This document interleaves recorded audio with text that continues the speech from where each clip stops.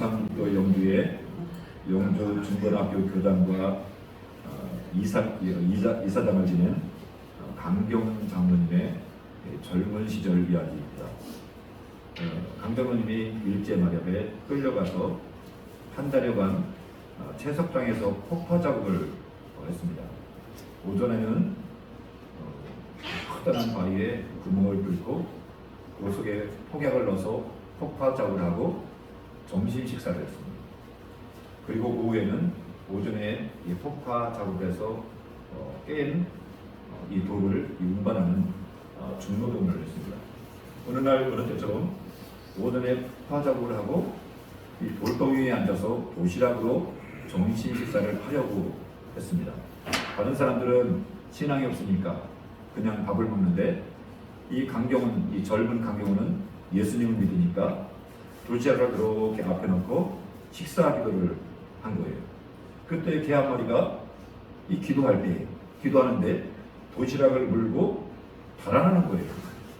옆에 있는 사람이 소리쳤어요. 강영, 기도 시간에 강영 도시락 개가 물고 가요. 소리치는 바람에 눈을 떴더니 개가 물고 저한테 가는 거예요. 이 광경을 보고 인부들이 한 마디씩 하면서 비아냥거리는 거예요. 하나님이 도시락은 안 지켜주나 봐. 배고픈데 무슨 기도야. 밥이나 빨리 먹지. 비아냥거리는데 이 청년 강도인이 급히 일어나서 개를 막 쫓아가는데 이 개가 힐끗 쳐다보면서 뛰어가는 거예요.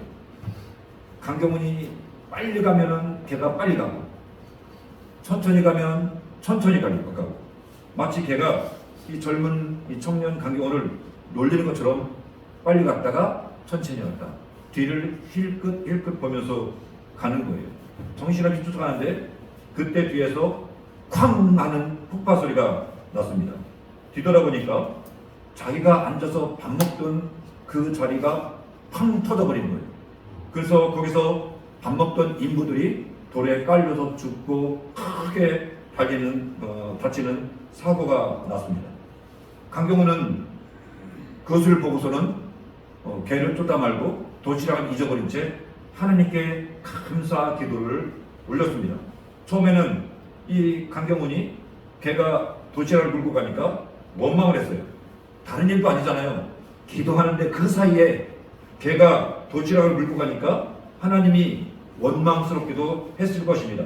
하지만 개가 도시락을 물고 가는 바람에 살았어요. 무슨 일인지 모르지만 개가 젊은 강경훈을 살리려고 한 거예요. 식사 기도가 한 사람을 살린 거예요. 여러분 밥 먹을 때 꼭 식사 기도 하세요.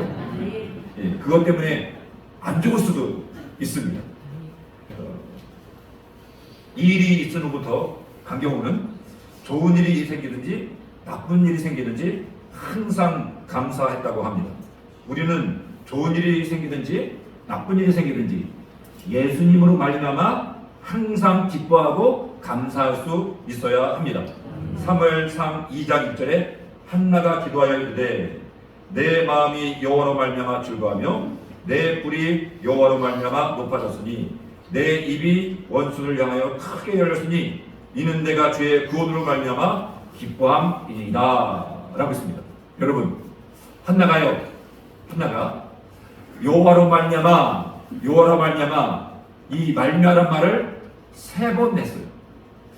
한나의 신앙은 여호와로 말미암아 신앙이었습니다. 저와 여러분이 2026년 벌써 한 달이 갔어요. 정말 빠르죠? 2월 1일인데 내일 모레는 입춘이에요. 여러분 한 해를 살면서 좋은 일도 있을 것입니다. 나쁜 일도 있을 것입니다. 힘들고 어려운 일, 아프고 고통스러운 일도 있을 것입니다. 그러나 무슨 일이 있어도 하나님께서 여러분과 함께 하신 줄 믿고 하나님 때문에 기뻐하시는 하나님의 자녀 되기를 주님의 이름으로 축복합니다. 아담과 하와가 선악과를 따먹은 후에 얼마나 후회했을까요? 아담과 하와는 뱀에게 속은 것을 땅을 치면서 후회했을 것입니다. 그런데 하나님이 여자의 후손이 뱀의 머리를 상하게 할 것이라고 했습니다. 머리를 상한다는 것은 죽는다는 뜻이거든요. 치명상을 입힌다는 뜻이거든요. 두 사람은 자신의 원수, 이 뱀, 원수를 갚아줄 후손을 간절히 기다렸을 것입니다. 하와가 드디어 기다리고 기다리는 아들을 낳았어요. 하와는 아들을 낳고 얼마나 기뻤는지 이렇게 말합니다. 내가 여호와로 말미암아 등남했다. 여기 말미암아라고 했거든요. 여기 말미암아라는 말이 뭐뭐와 함께, 뭐뭐의 도움으로 라는 뜻입니다. 비록 아담과 하와가 죄를 지어서 타락해서 불순종해서 반항해서 에덴 동산에 쫓겨났지만 하나님이 함께 하셨고 하나님이 도와주셨습니다. 하와는 아들을 낳고 감사의 고백을 했습니다. 아들을 하나님께서 주셨다는 거예요. 이 아들이 하나님께로부터 왔다는 고백을 했습니다. 내가 여호와로 말미암아. 하와는 여호와로 말미암아 이 신앙을 가졌습니다. 아들을 낳았을 때 하와의 마음이 이렇게 뜨거웠던 것 같아요.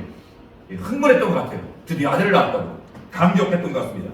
하와처럼 2020년을 계속 사시면서 이 여호와로 말미암아 이 신앙을 꼭 간직하시기를 예수님의 이름으로 축복합니다. 아담과 하와는 첫째 아들의 이름을 가인, 영어 성경에는 카인이라고 했죠. 카인은 건립할 자, 이 건물을 세우잖아요. 건립하는 자, 건립할 자, 또 세우는 자, 세울 자, 그리고 얻는 자, 이런 뜻입니다. 등남했다, 아들을 얻었다고 했는데 여기 얻다라는 말이 카나예요. 카나. 카인이 카나에서 왔어요. 그러니까 이 하와가 아들을 낳고 한 남자를 하나님이 나로 말미암아 세웠다. 이렇게 고백을 한 것입니다. 그러니까 이 하와는요, 아들을 낳고 카인 세웠다. 세울 자를 하나님이 세워주셨다. 이렇게 고백을 한 것입니다.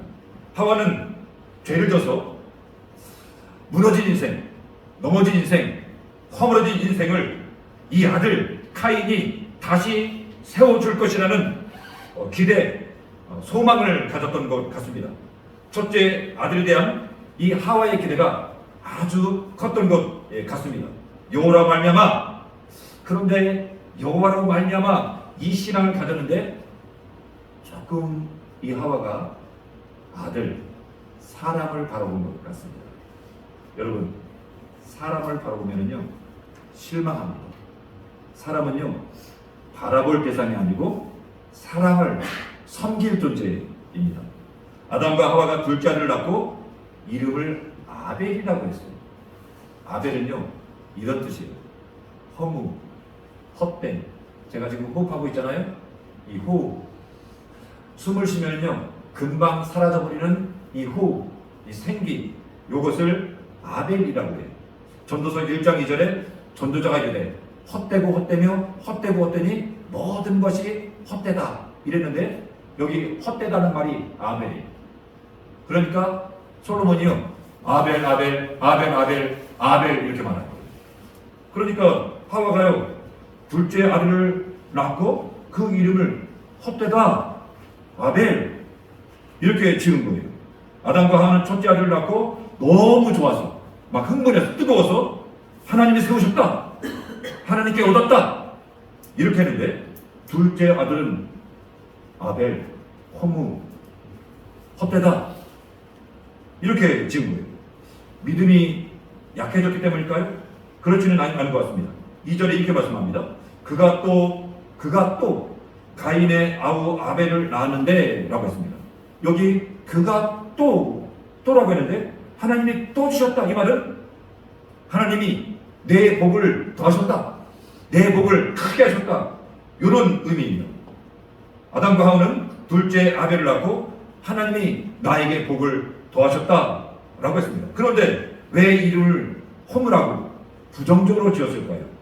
아담이 에덴 동산에 쫓겨난 후에 땅을 갈면서 고달픈 인생을 살았거든요. 이 고달픈 인생을 살면서 자신의 인생이 이 죄 때문에 결국은 한 줌 흙으로 돌아간다는 사실을 깨달은 것 같습니다. 자신이 죽을 수밖에 없는 존재임을 깨닫고 인생의 허물을 느낀 것입니다. 손자 에노스가 났을 때 아담은 비로소 여호와의 이름을 불렀다라고 씁니다. 에노스가 났을 때 여호와의 이름을 불렀다는 것은 그때 비로소 사람들이 아담이 공적인 예배를 하나님께 드렸다, 제단을 쌓았다, 이런 의미를 가지고 있습니다. 그런데 이 에노스라는 뜻이 연약한 자, 죽을 수밖에 없는 존재, 깨지기 쉬운 존재, 필멸의 존재, 이런 의미예요. 제단을 쌓았다는 것은 믿음이 좋았다는 말이거든요. 근데 그 손자의 이름을 에노스, 죽을 수밖에 없는 존재, 깨질 수밖에 없는 존재, 이렇게 졌다는 것은 여러분, 이 아벨을 졌을 때 믿음이 연약해진 것이 아니라 우리 인생이 한 점 희극이나 험하구나, 이것을 깨달은 것입니다.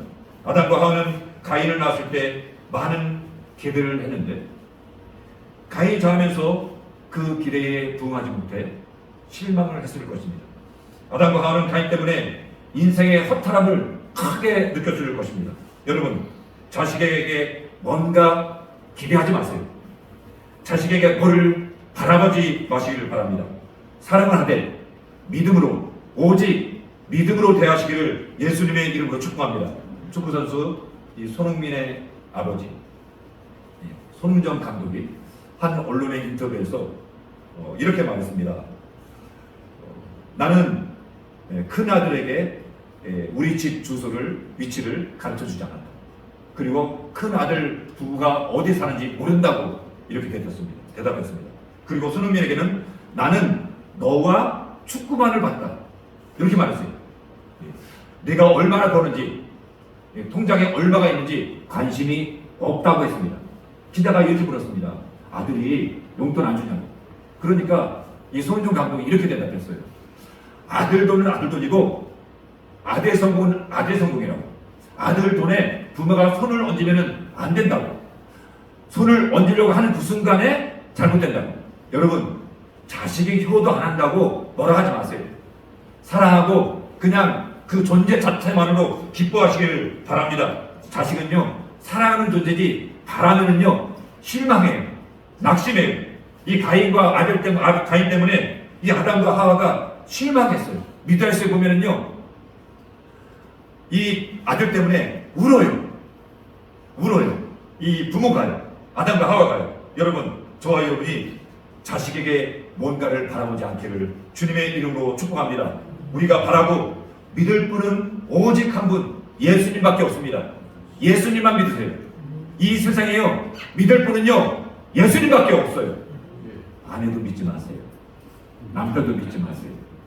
소유한 목사도 믿지 마세요. 여러분, 아무도 믿지 마세요.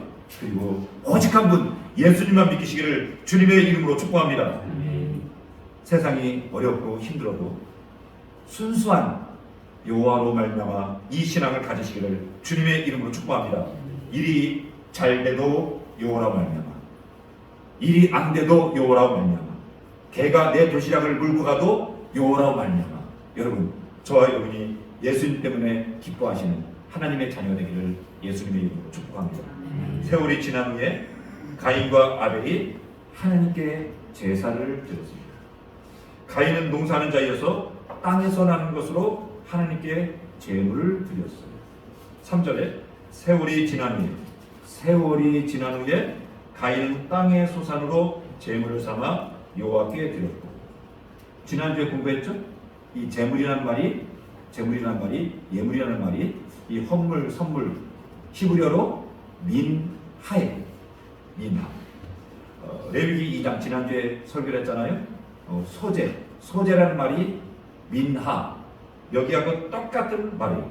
그러니까 가인은요 곡식으로 제사를 드렸다, 이 말은 소재를 드렸다, 이런 뜻입니다. 소재는 곡식으로 드리는 제사로 피가 없는 제사예요. 소재는 반드시 피가 있는 동물의 제사와 같이 드리는 제사예요. 절대로 소재 단독으로 드릴 수가 없습니다. 그런데 가인은 소재만을 드린 거예요. 소재만 단도로 드린 것입니다. 제사의 규례를 따르지 않고 자기 마음대로 드린 거예요. 또 미나는 사람이나 다른 신에게 드리는 선물, 예물, 헌물, 봉헌물이란 의미도 갖고 있습니다. 그러니까 가인은요, 우상에게 예물을 드리듯 하나님께 하고 사람에게 선물을 하듯 하나님께 예물을 드린 거예요. 가인은 하나님께 드리는 제물을 구별하지 않았어요.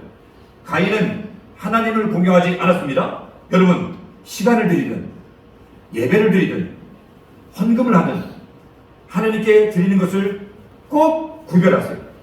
구별하지 않으면 차라리 드리지 않아도 돼요. 여러분, 헌금 때문에 고민하지 마세요. 드리려면 구별해서 하나님께 드리고, 그러지 않으면 안 드려도 괜찮아요. 여러분, 구별해서 드리길 바랍니다. 반면에 아벨은 하나님께 드리는 제물을 철저하게 구별했습니다. 아벨은 하나님께 양의 첫 새끼와 그 기름을 제물로 삼아서 제사를 드렸는데, 자 4절에 이렇게 말씀합니다.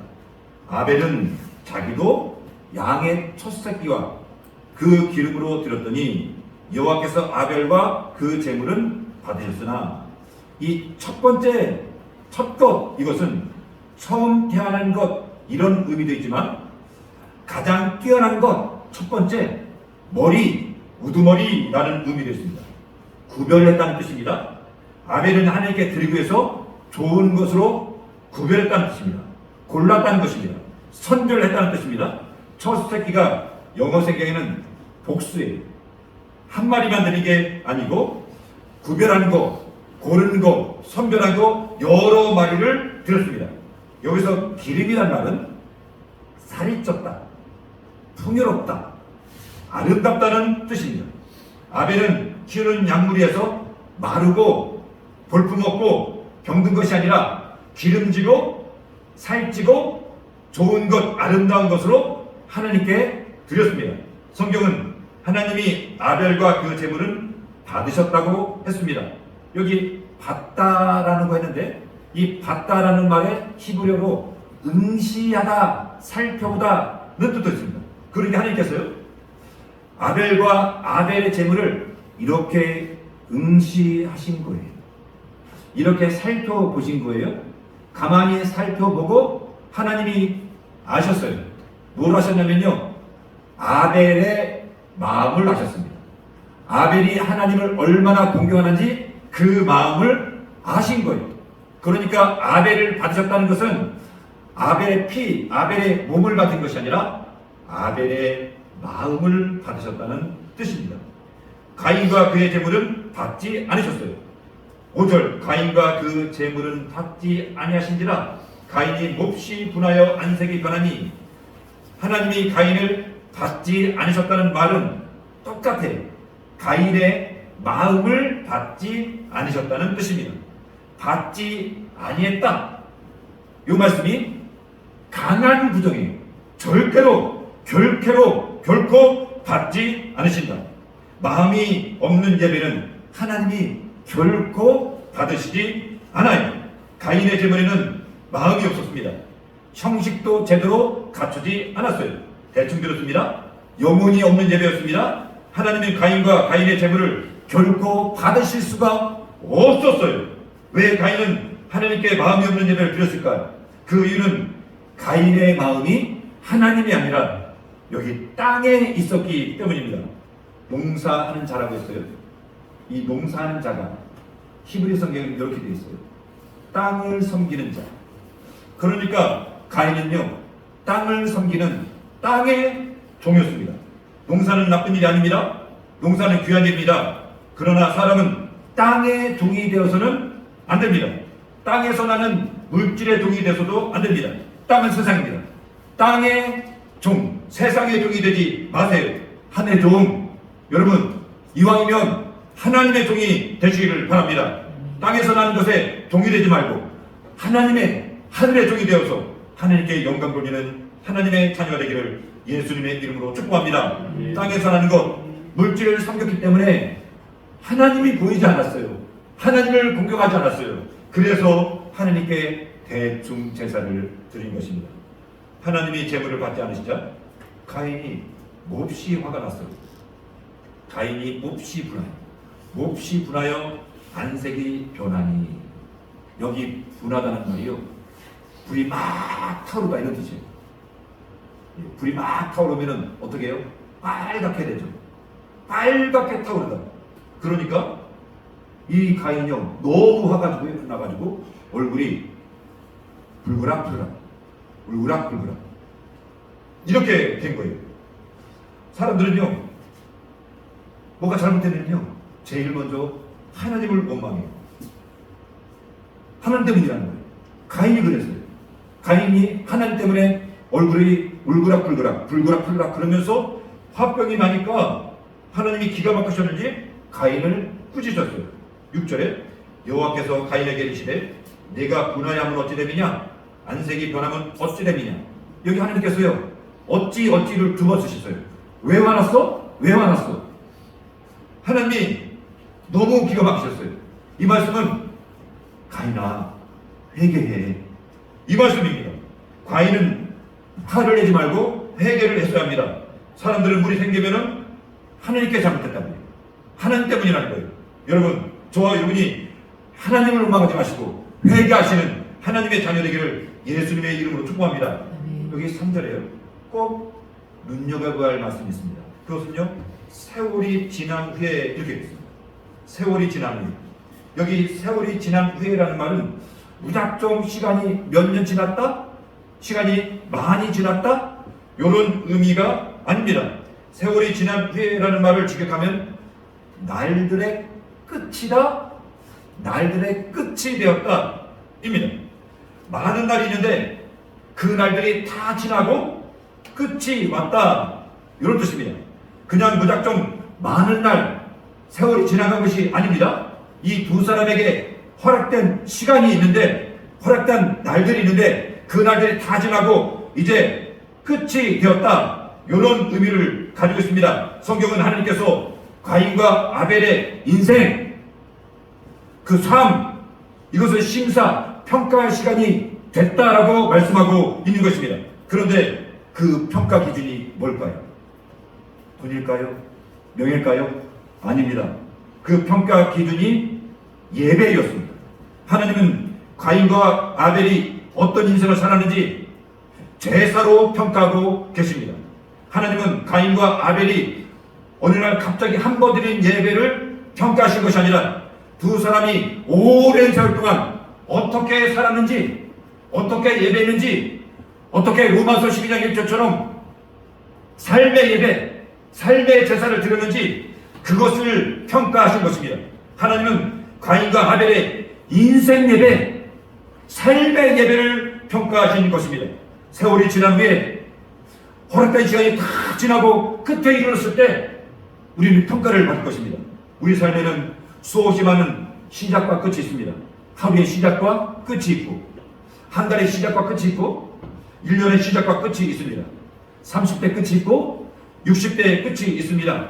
대학의 졸업이 있고 회사를 다니다가 퇴임할 시간이 옵니다.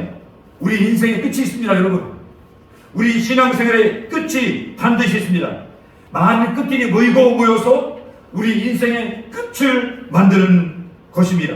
세월이 지난 후에라는 말은 우리가 허락된 시간이 다 지나고 끝이 온다는 뜻입니다. 하나님이 우리 인생을 평가할 때 심사할 시간이 온다는 것입니다. 여러분, 우리는요 반드시 인생 끝에 하나님 앞에 설 것입니다. 그런데 그 평가의 기준은 예배입니다. 그 평가의 기준이 예배입니다. 단순히 이곳에서 어쩌다가 한 번 드리는 예배가 아니라 우리 인생 예배, 우리 삶의 예배를 평가하신 것입니다.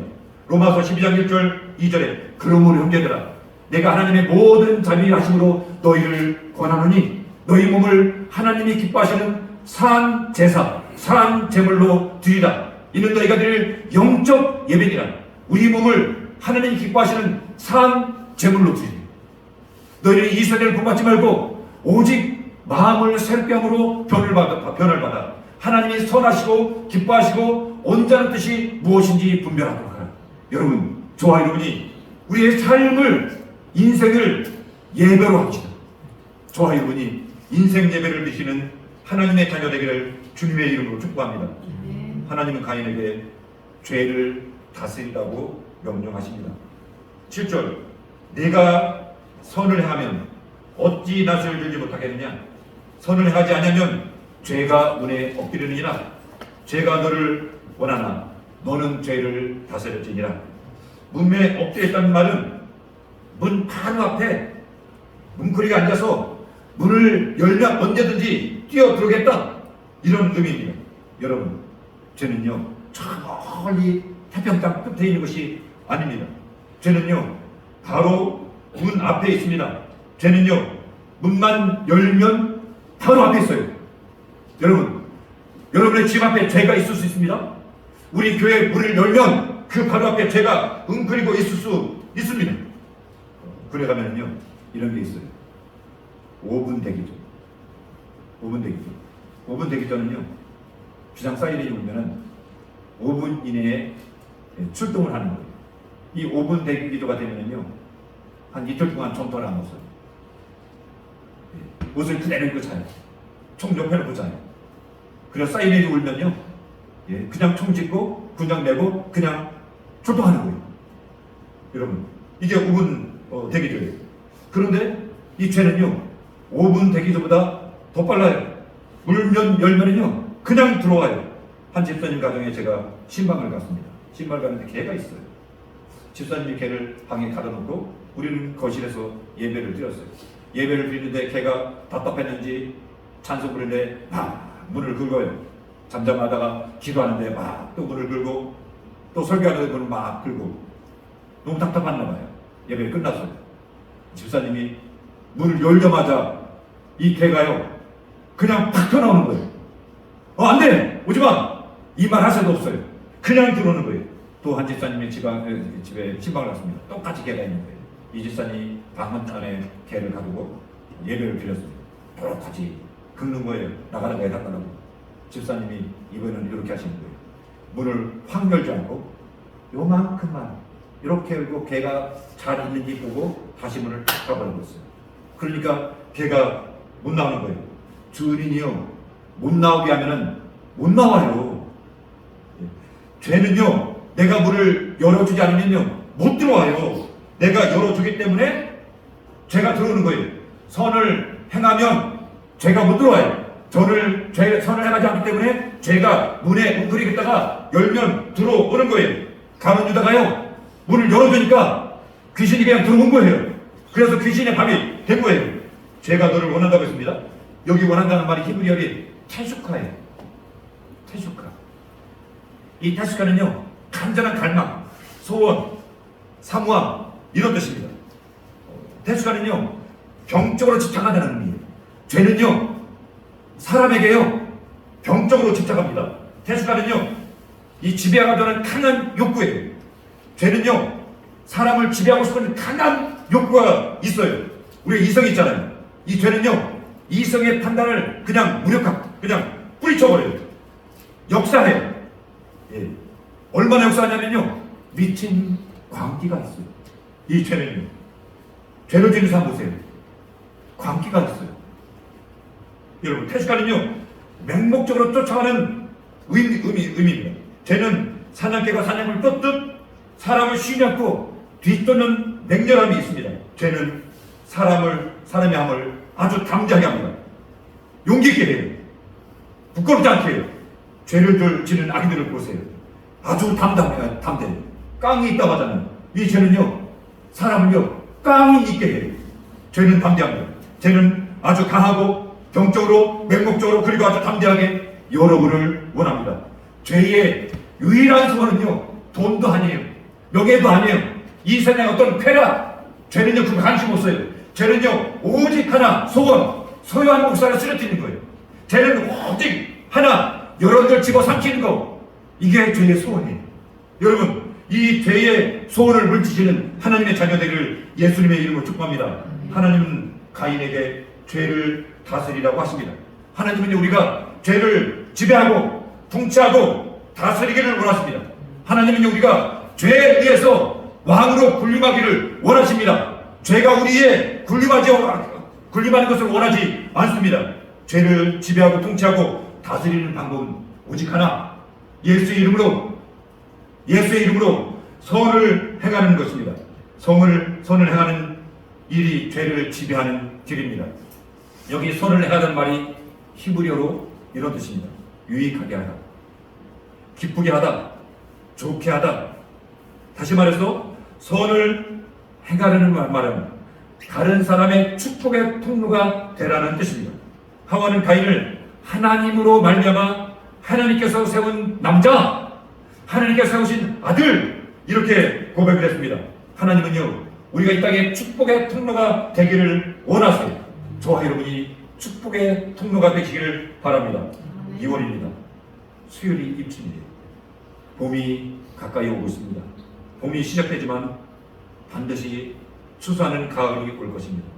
얼어붙은 땅에서 새싹이 올라 이 세상을 파랗게 새롭게 하듯이 이 봄에 저와 여러분이 말씀과 기도로 우리 마음을 새롭게 하시길 바랍니다. 선을 행하십시오. 축복의 통로가 되십시오. 다른 사람을 기쁘게 유익하게 하십시오. 절대로 나쁘게 하지 마십시오. 우리 교우들이 축복의 통로가 돼서 우리 교회가 여러분, 저 앞에 죄가 웅크리고 있으면 안 돼요. 여러분, 우리 교회에 죄가 웅크리고 있으면 안 됩니다. 우리 교회에 하나님의 복이 있어야지 죄가 웅크리고 있으면 안 됩니다. 여러분의 집에, 여러분 집 앞에, 여러분의 인생의 마음문 앞에 죄가 웅크리고 있으면 안 됩니다. 선을 행하셔서 우리의 삶에 하나님의 복이 웅크리게 하시기를 예수님의 이름으로 축복합니다. 너희는 이 세대를 본받지 말고 오직 마음을 새롭게 함으로 변화를 받아 하나님의 선하시고 기뻐하시고 온전하신 뜻이 무엇인지 분별하도록 하라. 저와 여러분이 축복의 통로가 되셔 하나님께 영광을 주시기를 예수님의 이름으로 축복합니다.